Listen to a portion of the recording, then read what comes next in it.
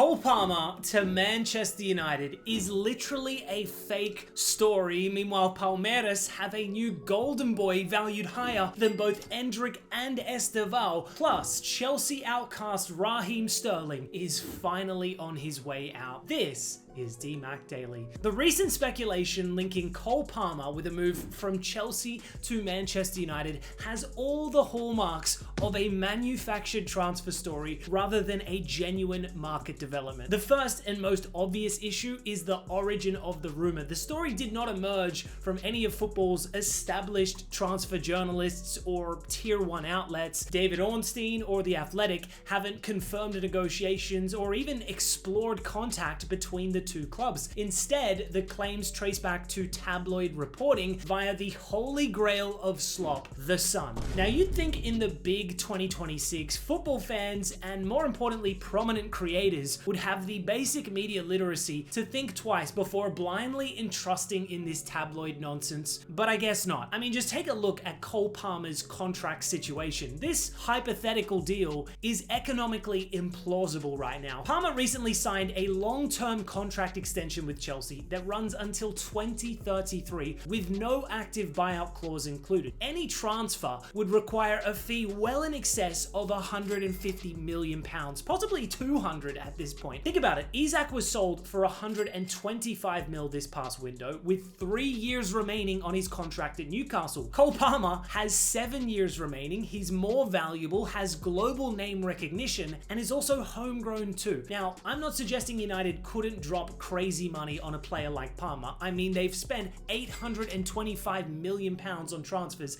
in the last 4 seasons alone. But I seriously doubt an attacking midfielder is their main priority in the short term. They've already got relative depth in that department. Yes, in theory, Bruno could be sold next summer to raise funds on a deal. But beyond this, Palmer is Chelsea's most important player, their most valuable asset, central to this team's long-term project. He's only 23, but has the internal prestige akin to Hazard when he was at Chelsea, so it's such an absurd proposition selling to a rival English club nonetheless come next season. Now, I can at least somewhat understand why this rumor may have caught people's attention. I mean, it's no secret that Cole Palmer grew up a Man United fan, and following Maresca's sacking at Chelsea, it's not guaranteed that Rosenior will take this club forward. Plus, Palmer's own individual form hasn't been great of late. But that's it. There has been no credible reporting of Manchester United preparing or even considering a bid. Instead, this narrative rests on vague claims about being unsettled in London and that he'd be open to a return to Manchester. A classic form of speculative reporting to imply possibility without any factual evidence. Liam Rosenior, when asked, shut down this story in an instant, saying, "It's come from nowhere. There's nothing in it. There's no reason to have the conversation. Cole is very happy. I've had numerous conversations with him. He loves being here and he wants to be a Chelsea player." You can't stop speculation, but some speculation is so far from the truth. There you have it. Now, some people may think, well, you're just a Chelsea fan with an agenda. To that, I say, yes, I am a Chelsea fan, and I do in fact have an agenda. I hate tabloid media with a passion. In the age of reliable, independent journalists, the likes of David Ornstein, Paul Hurst, amongst others, why are tabloids still legitimized? Granted, not all popular football journos are perfect. Fabrizio Romano, football's most influential media figure, is problematic for sure. He has this weird boomer-esque obsession with AI slop. He's the ultimate Mason Greenwood PR merchant, and he even parrots tabloid media on occasion for engagement purposes. He literally did it with Palmer sourcing The Sun, before inevitably backtracking. But to his credit, his own personal sources and exclusive reporting are for the most part credible. He's a mixed bag, really. But this relatively new era of transparency in football media has made The Sun, the Daily Mail, and all these other bozo outlets more irrelevant than ever, which is great because these shameful tabloids literally lie for money. I thought this was the thing of the past, but sadly in 2026, misinformation in this space still runs rampant at times. Just type in Cole Palmer, Manchester United on TikTok or YouTube, for instance, and you'd be convinced he's on his way to Carrington for a medical right this second, the way some content creators are covering this.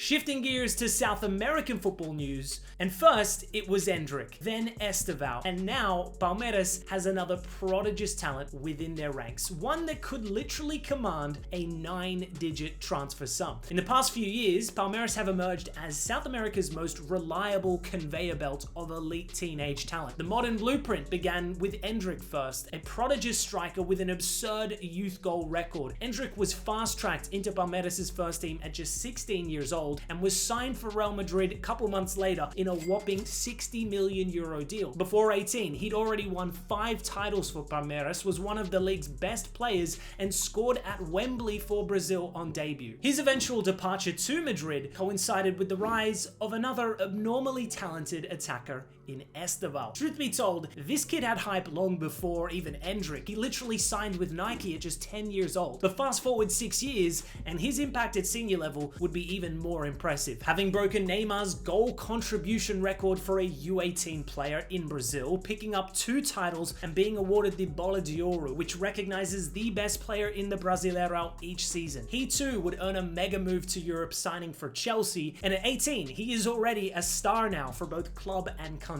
Which brings me to Starboy 3.0 to complete the trio in attack, introducing Eduardo Conceição. The 16-year-old left winger, yes, believe it or not, bro's actually 16, is next in line to make a name for himself at Palmeiras. A standout at youth level, Conceição recently announced himself to the wider football world with a sensational Copinha campaign, hitting 6 goal involvements in a single game. His profile is fascinating. More technical grace perhaps than Endrick, and more raw physicality than Esteval. He looks the real deal already. And whilst he's yet to actually make his senior debut, Palmeiras are well aware of the future value of this kid, hence why they included a bumper €100 million release clause in his first pro contract. This club is tired of losing their premium talents to Europe's elite so soon. If you want him, he ain't gonna be cheap. So keep an eye on Conceição in the next year or so. I fully expect a senior debut in a couple months max. Who knows, maybe one day he could be leading the line for Brazil alongside Palmeiras graduates Esteval on the right and Endrick up top. Watch this space. Switching gears to some actual true transfer news, unlike Cole Palmer,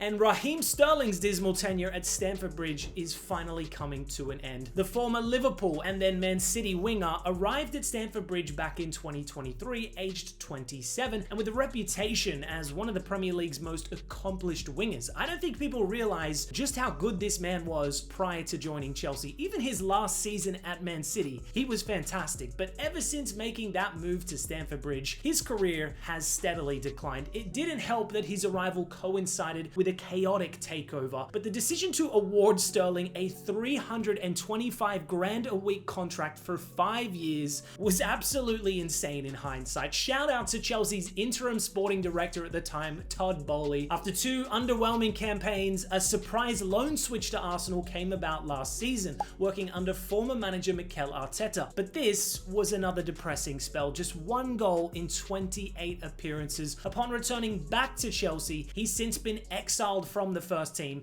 and is now finally expected to leave before the end of the January transfer window. He still has 18 months on his current deal that could cost Chelsea £25 million in wages, but according to both Sky Sports and Fabrizio Romano, they're anticipating a permanent exit one way or another before the window closes. Fulham and West Ham, both London clubs, have been linked in recent weeks, although there's no confirmation at this stage which club he will be joining next. Meanwhile, in other transfer news, Douglas Luiz has snubbed Chelsea and will instead return back to Aston Villa on loan. This comes less than 24 hours after Tammy Abraham also rejoined the Villains. Speaking of players joining their former clubs, and Lorenzo Insigne is set to return to Italian club Pescara over 13 years later. They're currently sat bottom of Serie B, so they'll be desperate to get the 34-year-old Italian on the pitch ASAP. Meanwhile, Bournemouth have officially confirmed Brazilian wonder kid Ryan's arrival for just shy of £25 million. I can almost guarantee he'll be worth triple that within 2 years' time, which is probably why they included a €100 million release clause. And finally, Sevilla have bought in wind-up merchant Neil Maupay on loan till the season's end, with a £6 million buyout clause included. No La Liga defender is safe from his antics. Anyways, guys, that's all for today's DMAC Daily. Thanks as always for tuning in. I'll see you tomorrow.